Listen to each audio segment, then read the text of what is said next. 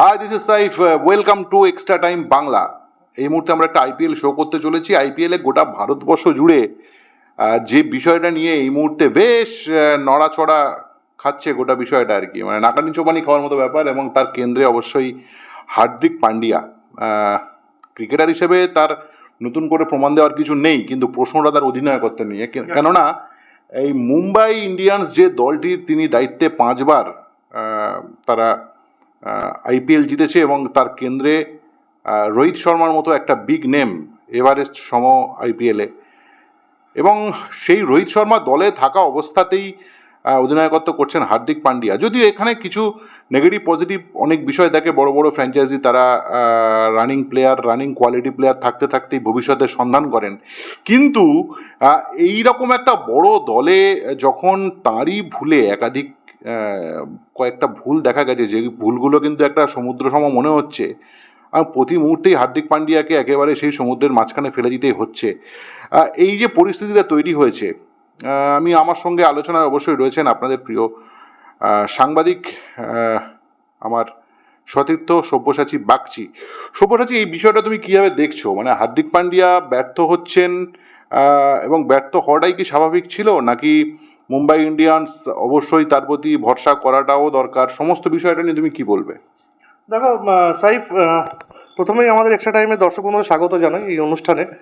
দেখো, হার্দিক পান্ডিয়ার দুটো ম্যাচ দেখার পরে, মুম্বাই ইন্ডিয়ান্সের দুটো ম্যাচ দেখার পরে যারা ব্যর্থতা নিয়ে তোলপাড় করছেন সোশ্যাল মিডিয়াতে, বিশেষ করে সোশ্যাল মিডিয়াই বলবো, বা প্রাক্তন ক্রিকেটাররা বা বিশেষজ্ঞরা, একটু পিছিয়ে যেতে হবে, অনেকটা মাস পিছিয়ে যেতে হবে। এই ব্যর্থতার বীজ কিন্তু বপন হয়েছিল আইপিএলের মিনি নিলামের পরেই, যখন গুজরাট টাইটেন্স ছেড়ে হার্দিক পান্ডিয়া মুম্বাই ইন্ডিয়ান্স জয়েন করলেন। শোনা যাচ্ছে এই শর্তে তাকে অধিনায়কত্ব দিতে হবে। এবার সাইফ একটা কথা বললো কিছুক্ষণ আগে, যে রানিং প্লেয়ার থাকতে থাকতে ভবিষ্যতের নেতা খুঁজে নেওয়া, এটার মধ্যে কোনো অন্যায় নেই। এটার মধ্যে কোনো অন্যায় নেই। রোহিত শর্মা 37 অ্যাপ্রোচিং, তিনি হয়তো আর বড় যে 2-3 সিজন খেলবেন, নতুন অধিনায়ককে বেছে নিতেই হবে।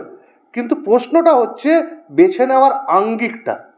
এক্ষেত্রে কোথাও গিয়ে আঙ্গিকটা কিন্তু মুম্বাই ইন্ডিয়ান্স যারা ফলোয়ার রয়েছেন, যারা প্রাক্তন ক্রিকেটার রয়েছেন, তাদের পছন্দ হয়নি। যেভাবে রোহিত শর্মাকে সাইডলাইন করে হার্দিকের হাতে ব্যাটনটা তুলে দেওয়া হয়, এই কারণে আরও বেশি পছন্দ হয়নি। হ্যাঁ, এই কারণে আরও বেশি পছন্দ হয়নি। অনেকে ধোনির সঙ্গে রোহিতের তুলনা করছেন। এখানে তুলনা যাওয়া উচিত নয়। তার কারণ হচ্ছে ধোনি ক্রিকেটটা ছেড়েছেন, আন্তর্জাতিক ক্রিকেট ছেড়েছেন 2020 সালে। 42 বছর বয়স। ভবিষ্যতের ক্যাপ্টেন তৈরি করার জন্য ঋতুরাজকে চেন্নাই সুপার কিংস ক্যাপ্টেন করেছে। সেখানে রোহিত কিন্তু স্ট্যান্ডিং ইন্ডিয়া টিমের ক্যাপ্টেন 3টে ফরম্যাটে। চেন্নাইয়ের কথা বললে মাঝখানে কিন্তু সব্যসাচী, চেন্নাই কিন্তু রবীন্দ্র জাদেজাকেও ট্রাই করেছিল। জাদেজা ক্যাপ্টেন মেটেরিয়াল নন, তাই ধোনিকে আসতে হয়েছিল। এবার হার্দিকের প্রসঙ্গে আসি। দুটো একই নয়, দুটো একেবারে একই নয়। যারা এক করতে চাইছেন তারা হয়তো কোথাও গিয়ে, মানে আমি বলবো যে বিষয়টাকে বুঝতে পারছেন না, আর না হলে বিষয়টাকে নিয়ে অতিরিক্ত ভাবতে গিয়ে ঘেঁটে ফেলছেন। একেবারেই তাই। এবার আসি হার্দিকের প্রসঙ্গে। মুম্বাই ইন্ডিয়ান্সের অধিনায়ক হওয়ার পরে, হার্দিক অধিনায়ক হওয়ার পরে, মানে সোশ্যাল মিডিয়া যারা তোলপাড় হয়ে যায়, তাদের ফলোয়ার কমতে শুরু করে। তবুও মনে করা হয়েছিল, এবং ড্যামেজ কন্ট্রোলের জন্য কখনো মহেলা জয়বর্ধনে, কখনো মার্ক বাউচার, সাংবাদিক সম্মেলনে নিজে হার্দিক মানে ধামাচাপা দেওয়ার চেষ্টা করেছিলেন, যে এরকম একটা ভাবনা চিন্তা ব্যক্ত করেছিলেন যে না, রোহিতের সঙ্গে সমস্ত কিছু ঠিক আছে, মাঠের পারফরমেন্সেই আমরা বুঝিয়ে দেব। দিনের শেষে কিন্তু মাঠের পারফরমেন্সটা শেষ কথা। সেই জায়গায় দাঁড়িয়ে দেখা গেল মুম্বাই ইন্ডিয়ান্স শুধু দুটো ম্যাচ হারলো না, এমন দুটো ম্যাচ এমনভাবে হারলো যেখানে তুমি অন্য কাউকে ব্লেম করতে পারো না, যেখানে পুরোটাই কিন্তু ক্যাপ্টেনের ভুলে ব্লেম করা হয়েছে। আমি ওইসব বিষয়ে যাব না, যে হার্দিক পান্ডিয়া লং অফে কেন রোহিতকে ফিল্ডিং করতে পাঠিয়েছেন, কেন ডিপ স্কোয়ার লেগে ফিল্ডিং করতে পাঠিয়েছেন। অ্যাজ এ ক্যাপ্টেন, হ্যাঁ, অ্যাজ এ ক্যাপ্টেন উনি করতে পারেন, কিন্তু যে আঙ্গিকটা, যে বিহেভিয়ারটা তার দেখা গিয়েছে, সেটা কোথাও ক্রিকেট সুলভ ছিল না। তুমি কিছু জিজ্ঞেস করছিলে? না, অবশ্যই আমি এই প্রশ্নটাই রাখতে চাইছি। মানে প্রশ্নটা তো অবশ্যই এটা তুমি যেটা ব্যক্ত করছো সেটা বিষয়টা হচ্ছে এই যে রোহিত শর্মার মতো একজন অবশ্যই ক্যাপ্টেন মেটেরিয়াল, আইপিএলে একটা সাংঘাতিক সফল এবং ভারতীয় ক্রিকেটে যার একটা বিশাল বিপুল একটা অবদান, তাকে বাউন্ডারিতে ফিল্ডিং করতে পাঠিয়ে দেওয়া, এটা একটা উদ্ধত্ত তো অবশ্যই মনে হচ্ছে সামহাও কোথাও। হার্দিক পান্ডিয়া কি এই মেটেরিয়ালটাকে তার ব্যাকবোন হিসাবে বা তার একটা মেন্টর হিসাবে অলিখিত ব্যবহার করতে পারতো না? তাহলে তো এই মুম্বাই ইন্ডিয়ান্সের অনেক অ্যাডভান্টেজ হতো। এটাই কি সঠিক নেতা নয় হার্দিক পান্ডিয়া, সেটা কি প্রমাণ দিচ্ছেন? দেখো, আমি একটা ছোট্ট উদাহরণ, হ্যাঁ আমি বুঝতে পেরেছি, ছোট্ট একটা উদাহরণ দিচ্ছি। 2007-08 মরশুমে ফিরে যাই, অস্ট্রেলিয়া ইন্ডিয়া টিম ছিল টেস্ট সিরিজ খেলার পরে, কুম্বলের নেতৃত্বে টেস্ট সিরিজ খেলার পরে যখন ওয়ানডে টিমের অ্যানাউন্সমেন্ট হয়েছিল, তখন ধোনি পরিষ্কার বলেছিল ন্যাশনাল সিলেক্টরদের 2011 বিশ্বকাপের কথা মাথায় রেখে আমরা টিম বানাবো, তাই 3 জন সিনিয়রকে আমি দলে নিতে চাই না, সৌরভ গঙ্গোপাধ্যায়, রাহুল দ্রাবিড়, ভিভিএস লক্ষ্মণ, পরিষ্কার তিনি বলে দিয়েছিলেন। এবং তারপরেও 1-2 সিরিজ তারা খেলেননি।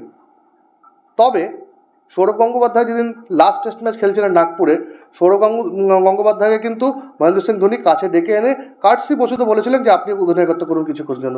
এইটা হচ্ছে ক্যাপ্টেন্স কল, এইটা হচ্ছে বুদ্ধি, এটা হচ্ছে কোথাও গিয়ে কীভাবে নিজের সিনিয়রকে রেসপেক্ট দেবো সবার সামনে, এই বিষয়টা নিয়ে এটাতে কোথাও গিয়ে হার্দিকের ঘাটতি রয়েছে। এখানে একটা প্রশ্ন আছে, এখানে তুমি যেটা বললে খুব সুন্দর কথা বললে, আমার মনে পড়ছে সেই 2008-এর ঘটনাটি। কিন্তু তখন সৌরভ গঙ্গোপাধ্যায়ের বিধিলিপি ঘোষণা হয়ে গেছে, সৌরভ গাঙ্গুলি তার জীবনের শেষ টেস্ট খেলছেন।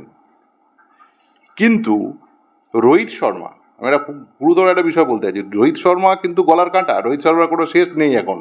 রোহিত শর্মা কিন্তু এখনও খেলবেন, রোহিত শর্মা কিন্তু লাস্টিং করবেন ক্রিকেটে, এবং মুম্বাই জাতীয় ক্রিকেটে তিনি আর বেশ কয়েক বছর খেলবেন। তারপর তিনি আইপিএল খেলবেন নিয়মিত, এবং সে আইপিএলটা বেশ কয়েক বছর খেলবেন।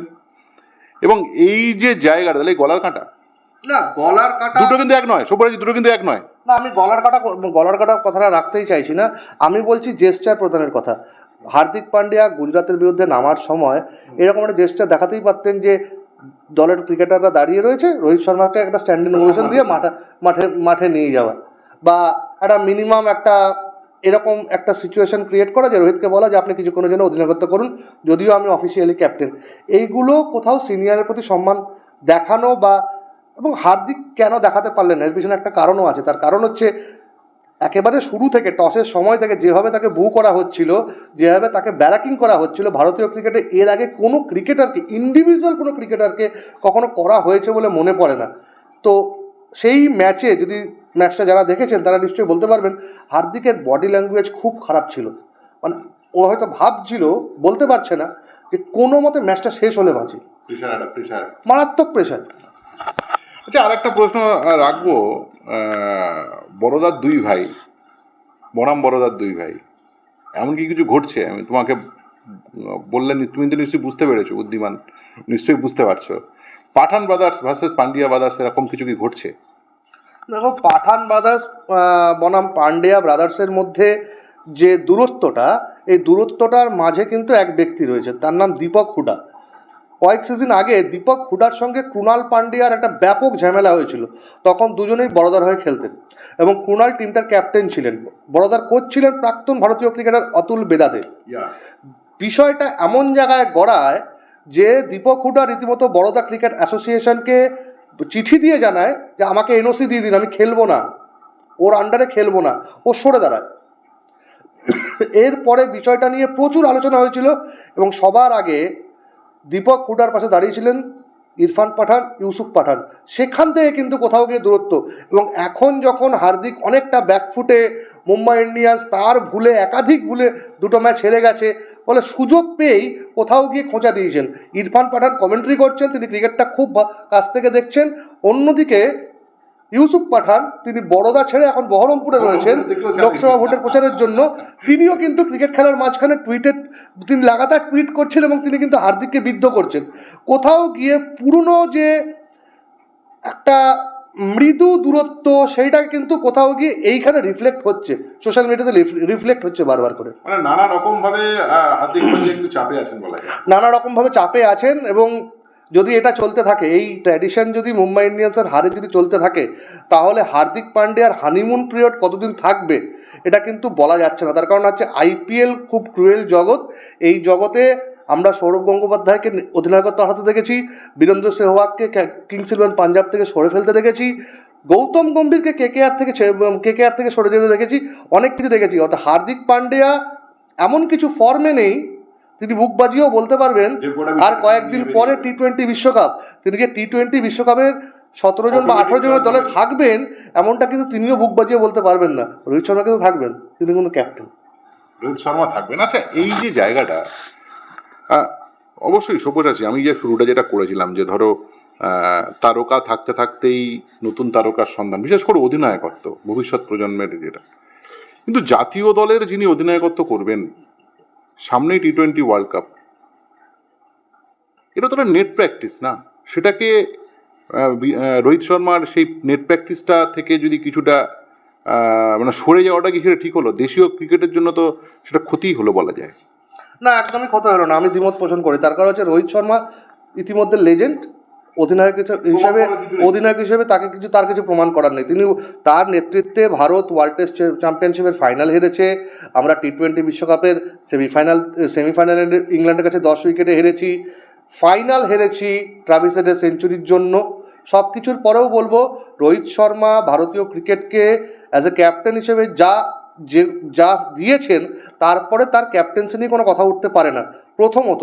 দ্বিতীয়ত হচ্ছে রোহিত শর্মা ইতিমধ্যে, আমার ধারণা রোহিত শর্মা এবং রাহুল দ্রাবিড় ইতিমধ্যে ভেবেই রেখেছেন তার 17 জনের টিম মেম্বার কেমন হবে। এবং আমি যদি খুব ভুল না বলি, বিরাট কোহলি এই টিমটার সঙ্গে যাচ্ছেন। বিরাট কোহলি ছাড়া বিশ্বকাপ দল গঠন হবেই না, যে যাই বলতে পারে। এই জায়গায় দাঁড়িয়ে আমি আবার বলছি, হার্দিক খেলবে কিনা, হার্দিক সুযোগ পাবেন কিনা, তার কিন্তু এখনও কোনো গ্যারেন্টি নেই। যদিও তিনি দাবি করেছিলেন তিনি আফগানিস্তান সিরিজ থেকে ফিট আছেন, কিন্তু তার ব্যাটে বলে রান কোথায়? প্রথম ম্যাচে গুজরাটের বিরুদ্ধে 30 রান এবং চাপের মুখে 11 রান করে যেভাবে উইকেটটা ছুড়ে দিয়েছিলেন, ওই সময় মুম্বাই ইন্ডিয়ান্স ম্যাচটা জিতছিল প্রায়।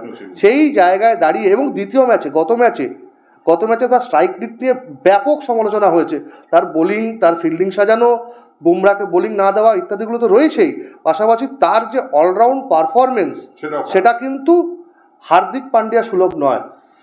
হার্দিক পান্ডিয়া সুলভ নয় অবশ্যই। হার্দিক পান্ডিয়ার নামের মধ্যে হার্দিক রয়েছে, সেই হারের দিকেই যাচ্ছে অতিরিক্ত বিষয়গুলো। যাই হোক বন্ধুরা, একটা আলোচনা করলাম। হার্দিক পান্ডিয়ার অবশ্যই অনেক ফ্যান আছেন গোটা ভারতবর্ষ জুড়ে, কলকাতাতে অনেক মুম্বাই ইন্ডিয়ান্সের ফ্যান আছেন, রোহিত শর্মার ফ্যান তো রয়েছেন।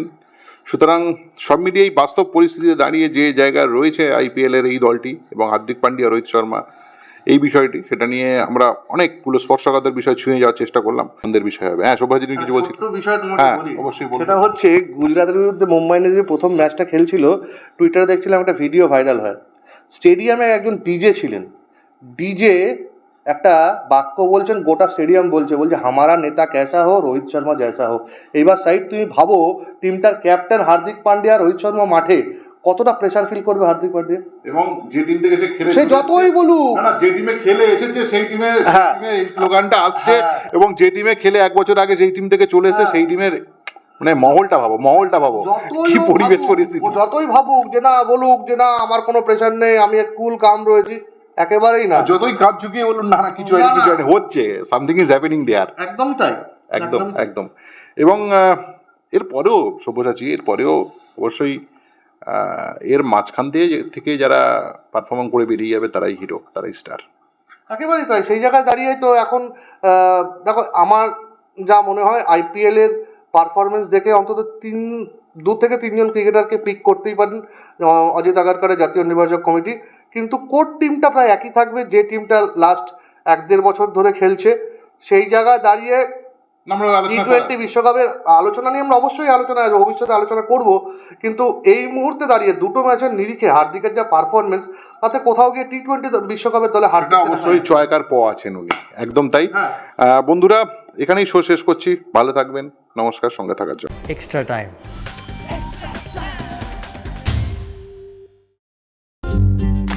লেটেস্ট নিউজ আর এক্সক্লুসিভ ভিডিওর সঙ্গে আপডেট থাকতে এখনই সাবস্ক্রাইব করুন আমাদের ইউটিউব চ্যানেল। বেল আইকনে ক্লিক করতে ভুলবেন না যেন।